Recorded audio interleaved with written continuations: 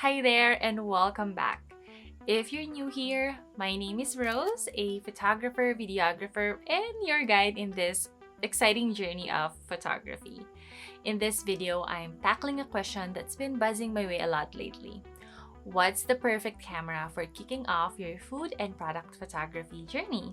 I've done some homework and put together a list for you. Now, I'm not going to bombard you with an overwhelming list of cameras. We're zooming in on the best entry-level camera for 2023.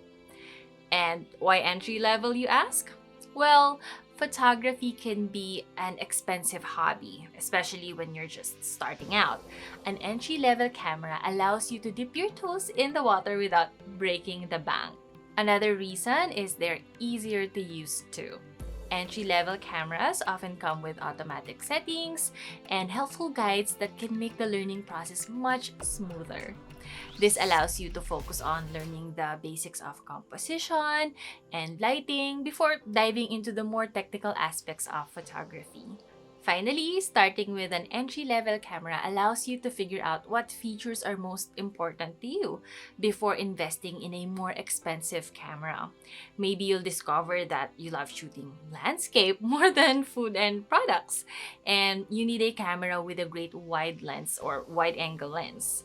Or maybe you'll find that you enjoy portrait photography and need a camera with excellent depth of field control. I also included cameras with amazing video capability just in case you want to use it for other contents like recipes, product unboxing, and vlogging. With all of that said, here are some of the best entry-level cameras in 2023.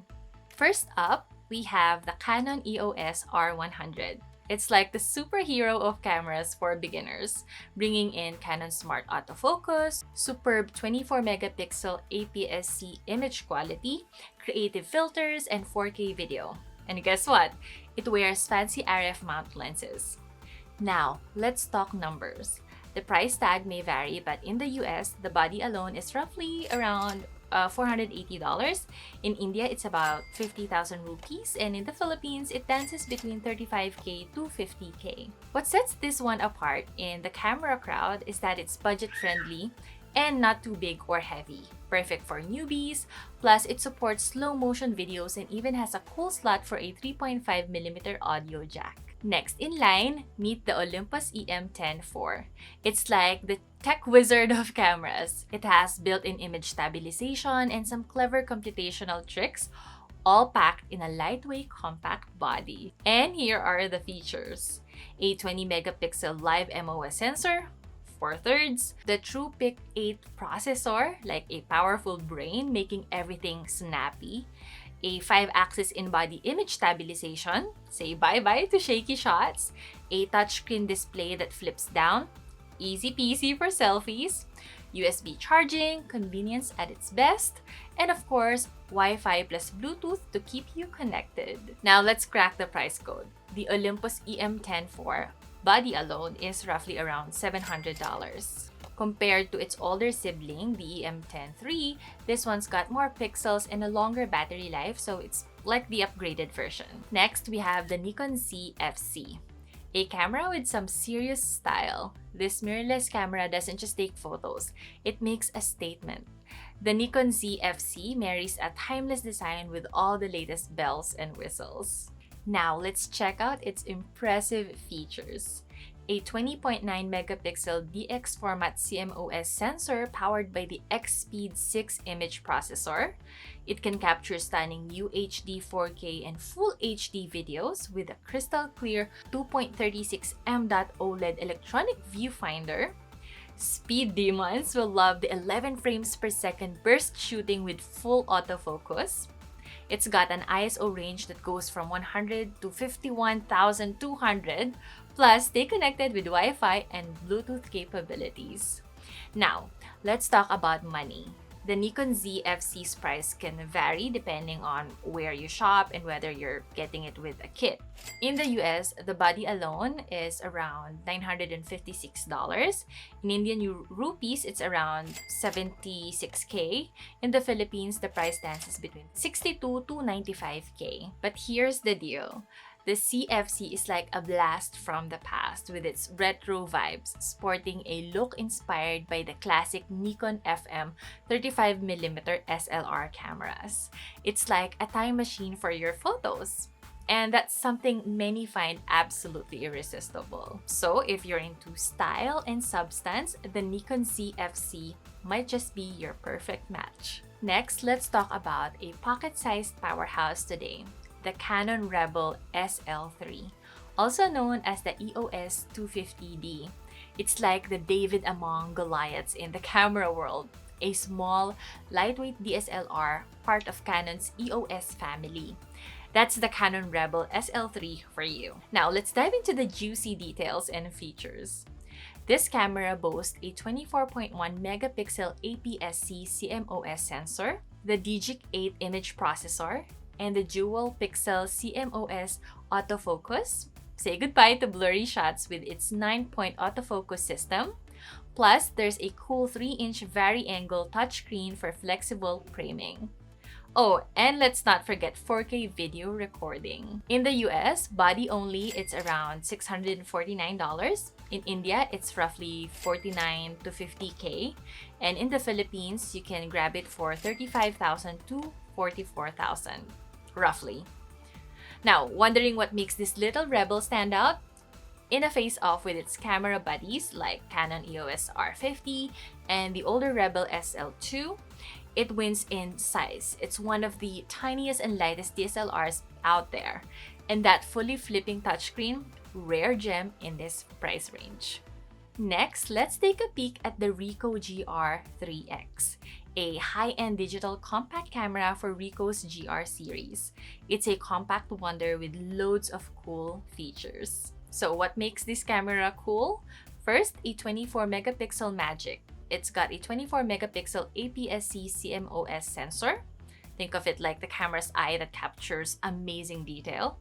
GR Engine 6 power. There's a powerful engine inside.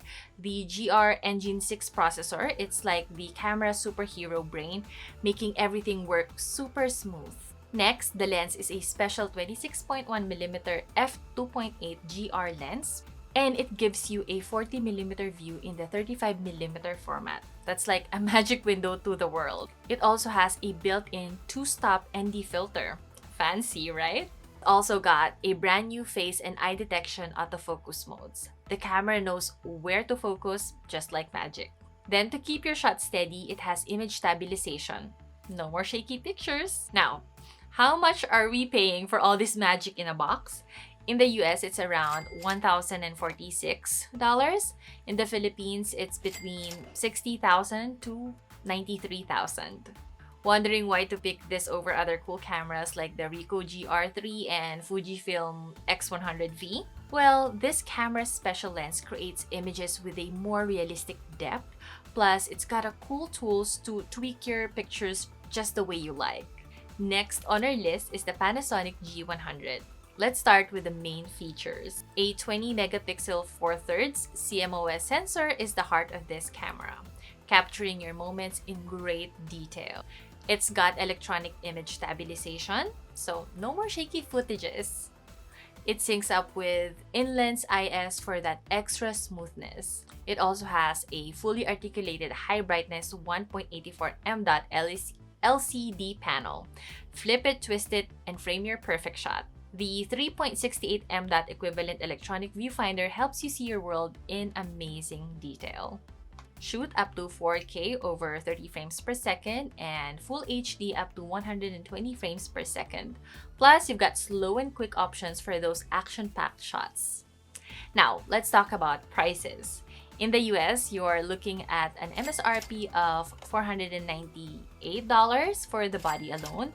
In India, it starts at $62,930, and in the Philippines, it's between 43,000 to 60,000 pesos. Wondering why the G100 is stealing the spotlight from cameras like the Panasonic Lumix DMC G7 and Sony ZV-E10? Well, it's a pocket powerhouse. Small and light, it's easy to carry around, and that fully articulating touchscreen, not a common sight in this price range. Plus, when compared to the Sony ZV-E10, the G100 wins in autofocus, unlimited recording time, and video stabilization. Last but not the least, let's talk about the Sony ZV-E10. And what makes this camera a star performer is first, pixel power. A 24.2 megapixel EXMOR CMOS sensor captures sharp, vibrant shots. It offers various image sizes and effects to spice up your visuals. Finally, record in stunning 4K and Full HD for crisp videos. Now, let's talk about prices. In the US, you're looking at an MSRP of $698 for the body alone. In India, it starts at 53,000 rupees, and in the Philippines, it ranges from 35,000 to 70,000 pesos. Wondering why the ZV-E10 is turning heads away from cameras like Sony ZV-1, Sony ZV-E1, Nikon Z30, and Sony a6 400? It's the perfect blend of compact size and lens versatility. Plus, that fully articulating touchscreen and enhanced microphones are not your usual features in this price league. Compared to the Sony ZV-E1, it's even more portable. And if we talk about Nikon Z30 and Sony a6 400, the ZV-E10 comes out on top with its impressive autofocus and video stabilization. And there you have it, a lineup of beginner-friendly cameras perfect for stepping up from smartphone photography to a more professional approach. Oh, and they're great for videos too, adding that extra layer of creativity. Now, before I sign off, let me just share a quick story about how my husband and I chose our very first camera 5 years ago. Back then, our main goal was to capture weddings and birthdays. We needed a camera that could handle both photos and videos. Especially with all the anticipated movement at events, budget was a consideration too, being side hustlers in photography and videography. My husband is tech savvy, but I'm not, so an easy-to-use interface was a crucial consideration as well. So after some research, we narrowed it down to the Panasonic Lumix G85 and the Sony a6 400. Ultimately, we went for the Lumix due to concerns about the Sony camera overheating during long shoots, something we couldn't afford at weddings. We initially started our gigs with a borrowed camera, which gave us valuable experience and guided our final decision. So, the key takeaway here is to choose a camera that aligns with your intended use and priorities. Confidence in using the camera is vital too. A super technical camera with a maze of buttons might not be the best for beginners. And of course, find one that suits your budget. Take your time to compare different camera models. Creating a pros and cons list can be a great tool in making your decision. I hope this advice has been helpful to you. Once you've got your camera, be sure to check out my tutorials on camera settings to help kickstart your photography journey. That is all for now. A big thanks for tuning in. Don't forget to give this video a thumbs up if you found it helpful and hit that magical subscribe button for more tips on food and product photography. I'll catch you in the next one.